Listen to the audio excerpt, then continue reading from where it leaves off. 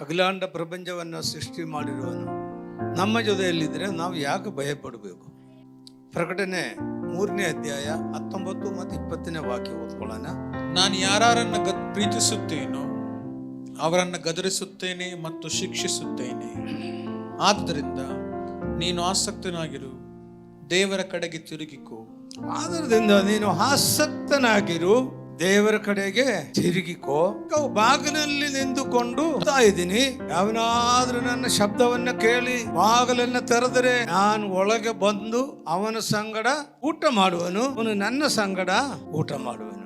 ಅಪೊಸ್ತಲನಾದ ಯೋಹಾನನು ಬರೆದಿರ್ತಾನೆ. ಆದ್ರೆ ಇದು ಪ್ರಕಟಣೆ ಗ್ರಂಥವಂದ್ರೆ ಇದು ಯೇಸು ಕ್ರಿಸ್ತನ ಪ್ರಕಟಣೆ. ಯಾರ ಪ್ರಕಟಣೆ? ಯೋಹಾನನ ಪ್ರಕಟಣೆ ಅಲ್ಲ, ಯೇಸು ಕ್ರಿಸ್ತನ ಪ್ರಕಟಣೆ.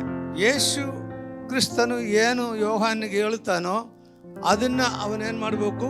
ಬರಿಬೇಕು. ಇಲ್ಲಿ ಹೇಳ್ತಾನೆ, ನಾನು ಹೇಳೋದನ್ನ ನೀನು ಬರಿ ಎಂಬುದಾಗಿ. ಹಾಗಾದ್ರೆ ಹೇಳಿಕೊಡೋದು ಯಾರು? ಯೇಸು. ಬರೆಯೋದು ಯಾರು? ಯೋಹಾನ್. ದೇವರ ನಾಮಕ್ಕೆ ಸ್ತೋತ್ರವಾಗಲಿ.